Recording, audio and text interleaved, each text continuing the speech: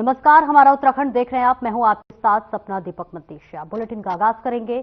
उत्तराखंड की धामी सरकार ने बेटियों को बड़ी राहत दी है। जी हां, बता दें, महिला सशक्तिकरण एवं बाल विकास मंत्री रेखा आर्या के निर्देश पर नंदा गौरा योजना के तहत वित्तीय वर्ष 2024-25 के लिए आवेदन करने की तिथि को 30 नवंबर तक बढ़ाकर 31 दिसंबर तक कर दिया गया है और ये वही संबंध में आदेश भी जारी कर दिए गए हैं। महिला सशक्तिकरण एवं बाल विकास विभाग की ओर से संचालित नंदा गौरा योजना में वित्तीय वर्ष 2024-25 में आवेदन मांगे गए हैं। इस योजना के तहत इंटर उत्तीर्ण करने के बाद छात्राओं को 51,000 रुपए की धनराशि उच्च शिक्षा के लिए दी जाती है और इस संबंध में जनप्रतिनिधियों और आम लोगों की ओर से आवेदन आमंत्रण की समय अवधि बढ़ाए जाने की मांग की गई थी। वहीं मंत्री रेखा आर्या ने सभी पात्र बच्चियों और उनके अभिभावकों से प्रमाण पत्र को जल्द पूरा कर आवेदन करने की अपील की है।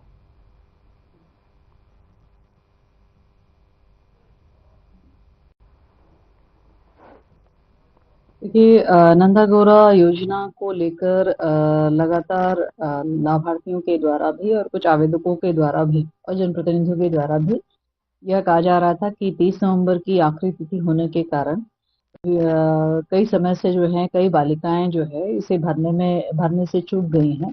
चूंकि ये प्रक्रिया ऑनलाइन है तो कुछ लोगों को इसमें दिक्कतें आई हैं, जिसके कारण से समय वृद्धि के लिए कहा गया और उनके अनुरोध को स्वीकार करते हुए 31 दिसंबर तक एक महीने का जो है इसमें समय वृद्धि कर दी गई है, ताकि अधिक से अधिक आवेदन जो है वो 12वीं पास की हमारी बालिकाएं हैं वो कर पाए। कौन कर लेते हैं? आप क्या तैयारी चल रही है?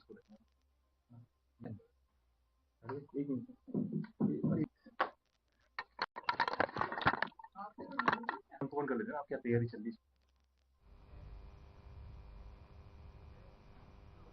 और उत्तराखंड की धामी सरकार बेहतर कर अदायगी के जरिए राज्य के विकास में भागीदारी करने वाले राज्य के 160 व्यापारियों को सम्मानित करेगी। जी हां, वित्त मंत्री डॉक्टर प्रेमचंद अग्रवाल ने पंजीकृत व्यापारी सम्मान योजना को मंजूरी दे दी है और इस योजना में व्यापारियों का जिलेवार चयन किया जाएगा।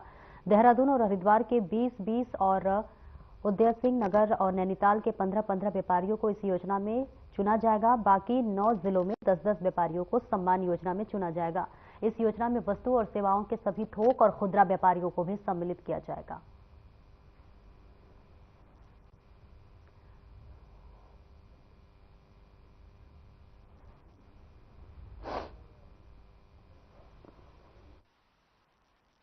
देखिए, आप जानते हैं कि हम लोग और माननीय मुख्यमंत्री जी के मार्गदर्शन में अपने अपने विभागों में एक नवाचार करने का काम करते हैं।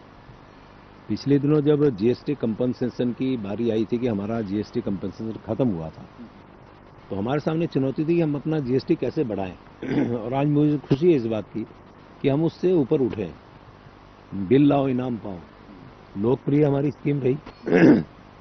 इसी प्रकार से जो विभाग हैं, विभाग के लोगों को मेरे द्वारा बार बार कहा गया कि जो ईमानदार व्यापारी है, जो हमारा करदाता है, जो हमें कर दे रहा है, आखिर उसका भी सम्मान होना चाहिए।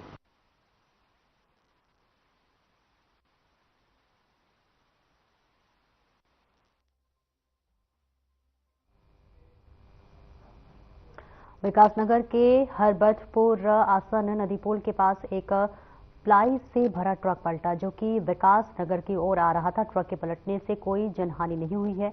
वहीं ड्राइवर को अस्पताल पहुंचाया गया। आपको बताते चले कि सर्दी का मौसम शुरू होते ही कोहरा पड़ना शुरू हो गया है, जिसके कारण रात्रि में लगभग 3 बजे करीब ये घटना घटी। वही बताया जा रहा है कि किसी जंगली जानवर के ट्रक के सामने आने के कारण और कोहरा अधिक होने की वजह से यह ट्रक पलटी।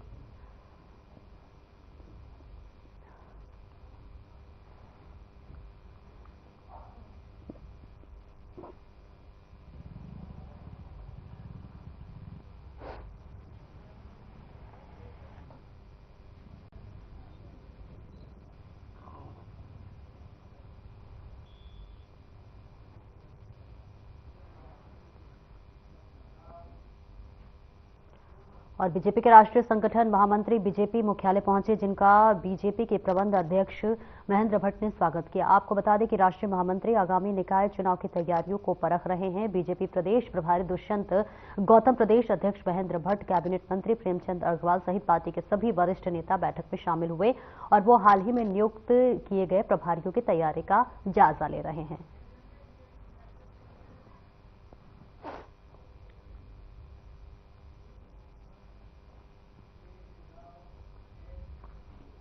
और वे डॉक्टर भीमराव अम्बेडकर के महापरिनिर्वाण दिवस के मौके पर बीजेपी प्रदेश कार्यालय में कार्यक्रम हुआ। इस दौरान बीजेपी प्रदेश प्रभारी दुष्यंत गौतम शामिल हुए। साथ ही इस कार्यक्रम में बीजेपी संगठन के पदाधिकारी और कार्यकर्ता भी मौजूद रहे। आपको बता दें कि कार्यक्रम में डॉक्टर भीमराव अम्बेडकर के जीवन दर्शन को लेकर चर्चा हुई। बीजेपी प्रदेश मीडिया प्रभारी दुष्यंत गौतम ने कहा कि भीमराव अम्बेडकर का जीवन दर्शन लोगों को प्रेरणा देता रहेगा और इसके साथ ही उन्होंने कांग्रेस पार्टी पर भी निशाना साधा।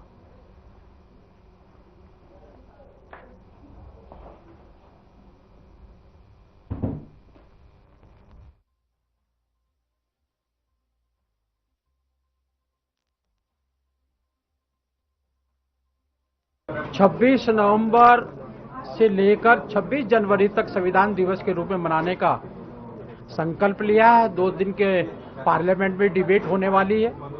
डॉक्टर भीमराव अम्बेडकर जी के देश के निर्माण में क्या योगदान रहा है उस पर चर्चा हो गई और उनको भी मुंहतोड़ जवाब दिया जाएगा। जिन्होंने डॉक्टर अम्बेडकर जी के संविधान को बदलने का पाप किया है, प्रीएम्बल को बदला है उन्होंने, उसके अंदर सोशलिस्ट और सेकुलर जोड़ने का काम किया है, उस पर भी चर्चा होगी। किस प्रकार से संविधान के धज्जियां उड़ा के आपातकाल लगाया गया, उस पर भी चर्चा होगी कि किताब को लेकर संविधान को भारतीय जनता पार्टी बदल देंगे और जब विदेश में जाते हैं कि हम आरक्षण खत्म कर देंगे, ये बात कहते हैं।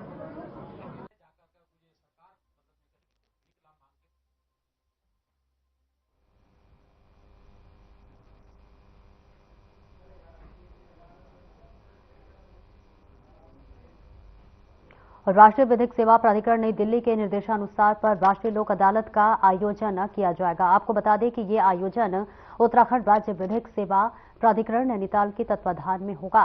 चमोली जिला विधिक सेवा प्राधिकरण की तरफ से 14 दिसंबर को जिले के सभी न्यायालय परिसरों के साथ ही जिला जज कोर्ट गोपेश्वर भी इसका आयोजन किया जाएगा।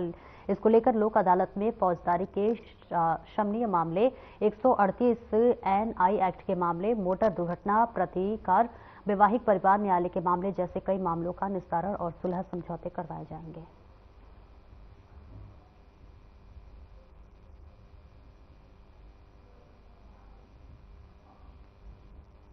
चौदह दिसंबर 2024 को एक राष्ट्रीय लोक अदालत का आयोजन जो कि पूरे नेशनल लेवल पे किया जा रहा है। जनपद चमोली में भी राष्ट्रीय लोक अदालत में जो यहाँ पे मुकदमे हैं उनका निस्तारण जो है सुलह समझौते के आधार पर किया जाना है। इस संबंध में मेरी अपील है, जिन लोगों के भी मुकदमे जनपद चमोली में किसी भी कोर्ट में है और वो समझौते के आधार पर निस्तारित किए जा सकते हैं, कंपाउंडेबल केसेस है, तो मेरी एक अपील है लोगों से कि वो अपने मुकदमों के निस्तारण के लिए जो है हमारे यहाँ लोक अदालत में निस्तारण के लिए जो है वो आ सकते हैं और उनका निस्तारण किया जा सकता है।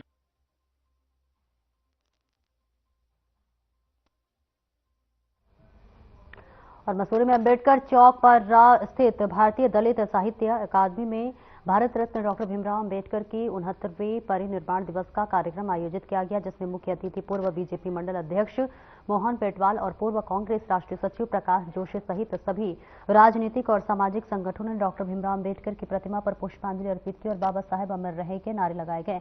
इस मौके पर वक्ताओं ने डॉक्टर भीमराव अम्बेडकर की रास्ते पर चलने का संकल्प लिया और उन्होंने बताया कि डॉक्टर भीमराव अम्बेडकर ने देश को आजाद करने की लड़ाई के साथ साथ देश में दबे कुचले समाज को समानता का अधिकार दिलाने के लिए भी लड़ाई लड़ी है।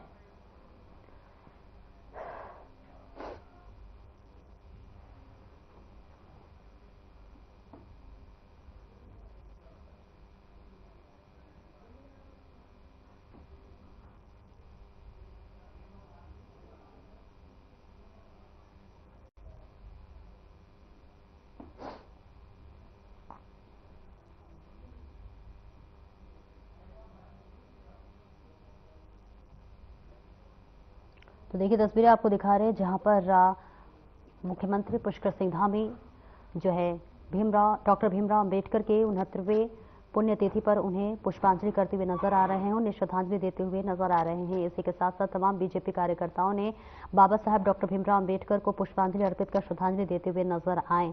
तस्वीरें आपको दिखा रहे हैं जहां सूबे के मुखिया मुख्यमंत्री पुष्कर सिंह धामी बाबा साहेब डॉक्टर भीमराव अंबेडकर के 69वें पुण्यतिथि पर उन्हें पुष्प अर्पित कर रहे हैं, उन्हें श्रद्धांजलि दे रहे हैं। और यहाँ पर तमाम दिग्गजों की मौजूदगी है, जहाँ पर देखिए बाबा साहेब डॉक्टर भीमराव अंबेडकर को श्रद्धांजलि देते हुए नजर आ रहे हैं।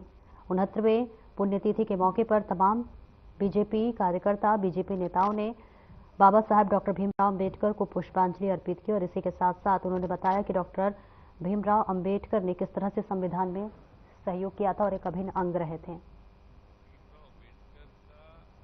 प्रयास, त्याग और बलिदान इस भारतवर्ष को याद रखना चाहिए। पूर्व में उन्होंने जिस तरह पूर्णतः लंदन स्कूल ऑफ इकोनॉमिक्स अर्थशास्त्र की पढ़ाई कर देश को उस स्वतंत्र होने के समय पर अपना योगदान दिया, अर्थव्यवस्था में, अर्थशास्त्र में मजबूत होने की प्रेरणा दी, संविधान की रचना करी, दलित, निर्बल और मजदूर लोगों की सहायता की पॉलिसी बनाई, महिलाओं के लिए बात करी, अंतिम छोर में खड़े व्यक्ति को सुधारने की बात करी। आज भारत रत्न डॉक्टर भीमराव अंबेडकर जी की पुण्यतिथि पर आयोजित श्रद्धांजलि सभा में सभी लोग यहाँ पर आए और उन्होंने अपने अपने विचार रखे। हम भी ये मानते हैं कि जिस तरह से जो संविधान और जो पंक्ति में अंतिम छोर तक का व्यक्ति और जो पिछड़ा और जो गरीब और जो महिलाएं, जिस तरह के उनके अनुसार उन्होंने संविधान बनाया, निश्चित ही संविधान से ही पूरा देश चलता है, प्रदेश चलता है। और संविधान जिस तरह से कई विरोधी दल आपने देखे होंगे, एक छोटी सी डायरी लहराते फिरते हैं, वो कहते हैं कि संविधान खतरे में है, तो उनके लहराने से फर्क नहीं पड़ता है। जो संविधान है, संविधान से देश चलता है। और हम मानते हैं कि चाहे मसूरी शहर की बात कर लें, जो भी कार्य हैं वो निश्चित ही जो है कार्य होंगे। और जो यहाँ पर लोगों ने बात रखी कि कहीं ना कहीं विकास कार्यों में जो है कई चीजें जो है अवरुद्ध हैं, निश्चित ही माननीय मंत्री जी के माध्यम से कहीं पर भी कोई कमियां होंगी उनको दुरुस्त किया जाएगा। बाबा साहब का जो योगदान इस देश के लिए है वो तो हम सब जानते ही हैं, उसे भुलाया नहीं जा सकता। और खास तौर पर ऐसे समय में जब इस देश में ऐसी सरकार चल रही है और प्रदेश में ऐसी सरकार चल रही है जिस सरकारों को संविधान पर बिल्कुल विश्वास ही नहीं है, कदम कदम पर रोज संविधान की धज्जियां उड़ाई जा रही हैं, संविधान का अपमान किया जा रहा है। ऐसे वक्त पे जरूर आज मैं मानता हूं कि बाबा साहब के जो उस समय नियम थे, उन्होंने संविधान बनाया, जो उनका विचार था, उस विचार को हमें और मजबूती से आगे बढ़ाने की जरूरत है। मैं समझता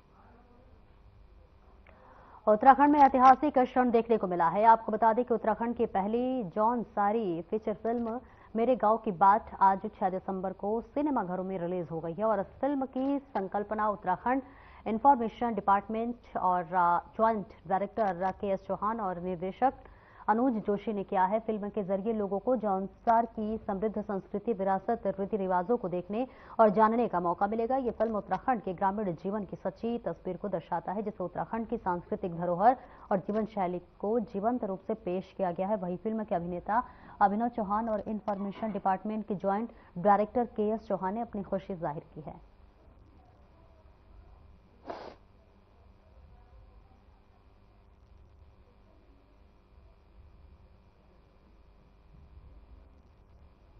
सर, मैं यही कहना चाहूँगा कि आज हम सारे जौनसारी और जितने भी बावरी लोग हैं, उन सबका आज इतने साल पुराना सपना पूरा हो चुका है। हमारी सबसे पहली जौनसारी बावरी फिल्म मेरे गांव की बात रिलीज हो चुकी है। हम लोगों ने हिस्ट्री सेट कर दी है। हम लोग बहुत ही इतनी शानदार फिल्म और जौनसार बाबर की व्यापक संस्कृति पर आधारित पिक्चर को देख करके लगा कि कोई फिल्म है, जिसको फिल्म कह सकते हैं। एक पारिवारिक फिल्म, महिलाओं का सम्मान और जौनसार की संस्कृति और जो व्यापक दृष्टिकोण है महिलाओं के प्रति, महिलाओं का सम्मान, वो देखने के लिए फिल्म में मिलता है। वहाँ का कस्टम मिलता है, रीति रिवाज मिलते हैं फिल्म में। एक पारिवारिक फिल्म है, संगीत बहुत बढ़िया है, पटकथा बहुत बढ़िया है, निर्देशन बहुत बढ़िया है, सब कुछ बहुत बढ़िया है। हीरो ने भी बहुत अच्छा अभिनय काम करा, उस लड़की ने काम करा जो हीरोइन है। मैं इस फिल्म की पूरी टीम को 100 में से 100 नंबर देना चाहता हूँ। बहुत बढ़िया। और निश्चित रूप से पहले 77 साल पहले हिंदी मूवी निकली थी और गढ़वाली जो मूवी थी वो सन 1983 में निकल गई थी और जो कुमाऊं की मूवी तो 1987 में पहली मूवी निकली। और आते आते जौनसार बाबर को अपनी बोली में 2024 का इंतजार करना पड़ा। लेकिन जो इंतजार कहते हैं सबर का फल मीठा होता है, वो मूवी जब आज बनकर तैयार हुई है तो निश्चित रूप में ये मील का पत्थर साबित होने वाली है।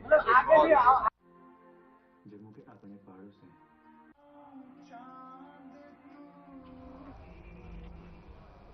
और वहीं नारायण बगड़ प्रखंड की ग्राम पंचायत जुनेर में चल रही मां गिरजा भवानी राजराजेश्वरी का दिव्य नवरात्रि कौथिक का हेतु शुद्धिकरण के लिए पंचमी पर्व पर देव डोलियां प्रत्येक निशानों और देवी देवताओं के पशुओं ने गंगा स्नान किया। जुनेर गांव से भूमियाल देवता की अगुवाई में कई किलोमीटर की पदयात्रा के उपरांत पवित्र पिंडर नदी के तट नारायण बगड़ पहुंचे। विभिन्न गांव के देव डोलिया प्रतीक निशानों देवी देवताओं के पशुओं तथा आम लोगों ने पवित्र गंगा स्नान किया। गंगा स्नान करने के बाद नारायण बगड़ गांव में हर घर जाकर नवरात्र करते हुए पुजारियों के मंत्रोच्चारण ढोल धमाकों के साथ धामों तथा शंख ध्वनियों पर देवी देवताओं अवतरित हुए तथा अपने भक्तों को दर्शन एवं आशीर्वाद दिए।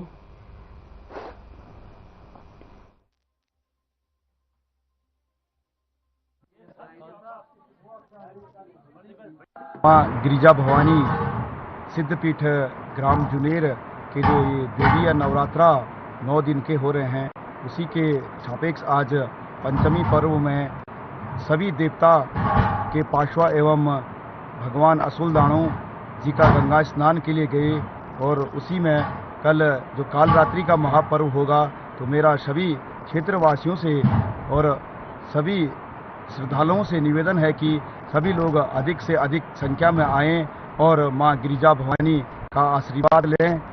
मेरा जो इस मंदिर सिद्धपीठ गिरिजा भवानी जुनेर है, उसी में सभी लोगों से निवेदन है कि आप आएं और मां का आशीर्वाद लें। यह मंदिर हमारे ग्राम सभा जुनेर मां गिरजा सिद्धपीठ जो है ग्रामवासियों की और मंदिर कमेटी ग्राम प्रधान के सहयोग से बना है। इसमें हर 3 साल में नवरात्रा और ये 5 वर्षों में 5 देवी कार्य जो हमने किए हैं। आज कल हम 4 तारीख को असेड़ असुलदानों के आह्वान में गए थे और आज 5 तारीख को हमारा पंचमी का पर्व करके हम गंगा स्नान करके और टेंटोड़ मानूर होकर जुनेर गांव की तरफ को रवाना हो रहे।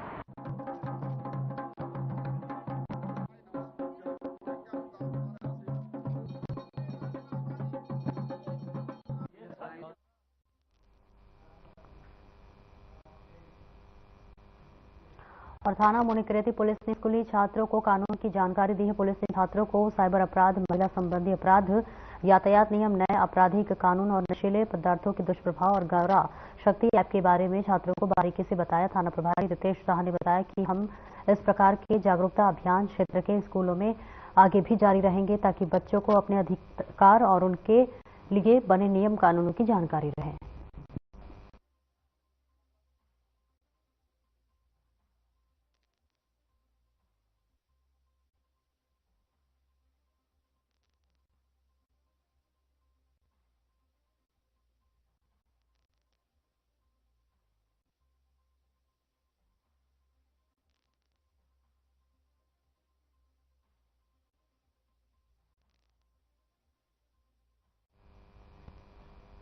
और सड़क सुरक्षा को लेकर दून पुलिस द्वारा पाठशालाओं में यातायात नियमों का पाठ पढ़ाया गया, जिसमें छात्र छात्राओं को यातायात नियमों के बारे में बताया गया।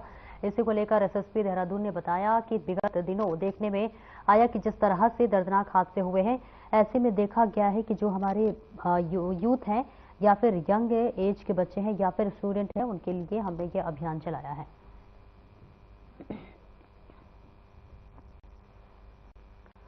तो देखिए, ट्रैफिक को लेकर लगातार पुलिस अब छात्र छात्राओं को जागरूक करते हुए नजर आ रही है, जिसके लिए पाठशालाओं में भी जाकर पुलिस तमाम छात्र छात्राओं को ट्रैफिक के नियम के बारे में बताती हुई नजर आई, जिसके लिए बच्चे जागरूक हो। साथ ही साथ उन्होंने कहा कि जो हमारे देश के युवा है, खासतौर से जो यंग एज में है, उनके लिए ट्रैफिक के नियमों के बारे में जानना बेहद जरूरी है, जिसके लिए वो लगातार अभियान चलाते हुए नजर आ रहे हैं। और इसी अभियान की बानगी देखिए आज देखने को मिली, जहाँ स्कूलों में पहुंचकर जो है ट्रैफिक पुलिस ने ट्रैफिक के नियमों के बारे में छात्र छात्राओं को अवगत कराया और इसी के साथ साथ उन्होंने बताया कि किस तरह से ट्रैफिक का जो नियम है उसे पालन करके हम अपने जीवन की रक्षा कर सकते हैं।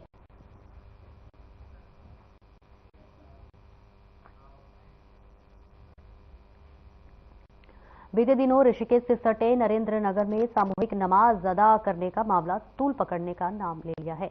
आपको बता दें कि हिंदू संगठन के लोगों का आरोप है कि नरेंद्र नगर में विशेष समुदाय के लोग डोईवाला से मौलवी को बुलाकर सामूहिक नमाज अदा करवा रहे हैं, जिसके विरोध में राष्ट्रीय हिंदू शक्ति संगठन के प्रदेश अध्यक्ष राघवेंद्र भटनागर और बजरंग दल के लोगों ने नमाज स्थल पर एकत्र होकर हनुमान चालीसा का पाठ किया। संगठन से जुड़े लोगों ने चेताया कि यदि सामूहिक नमाज बंद न की गई तो हर शुक्रवार को नमाज स्थल पर वे हनुमान चालीसा का पाठ करेंगे। संगठन से जुड़े लोगों ने उत्तराखंड की सनातनी प्रदेश बनाने का संकल्प भी लिया।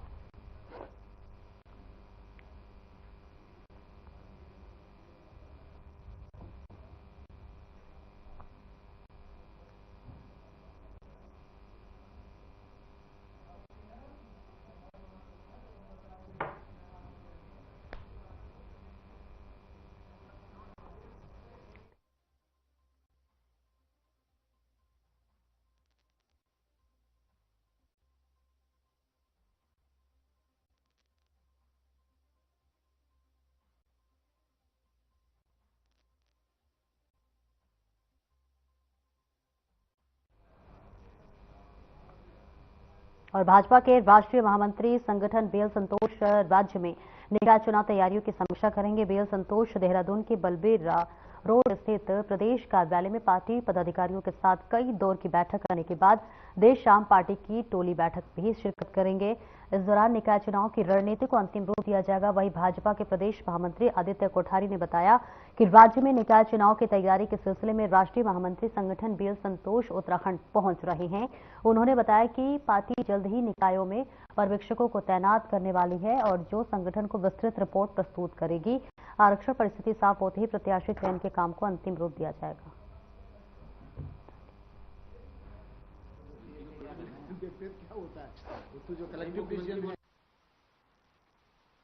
भारतीय जनता पार्टी के राष्ट्रीय महामंत्री संगठन आदरणीय बीएल संतोष जी का दौरा 6 दिसंबर को देहरादून में प्रस्तावित है और दोपहर में बीएल संतोष जी देहरादून पहुंच करके 2-3 बैठकें अभी संगठन की प्रस्तावित हैं, जिसमें पार्टी के सभी जिला प्रभारी, सह प्रभारी और नगर निकाय के जो नगर निगमों के प्रभारी पार्टी के द्वारा बनाए गए हैं, ऐसे वरिष्ठ नेताओं के साथ में उनकी पहली बैठक होगी और इसके बाद अलग अलग स्तर के वरिष्ठ पदाधिकारियों के साथ में संतोष जी बैठक करेंगे। और इसी के साथ ही हमारे प्रदेश के प्रभारी आदरणीय दुष्यंत गौतम जी, सह प्रभारी आदरणीय रेखा वर्मा जी भी कल देहरादून में पार्टी की बैठकों में उपस्थित रहेंगी।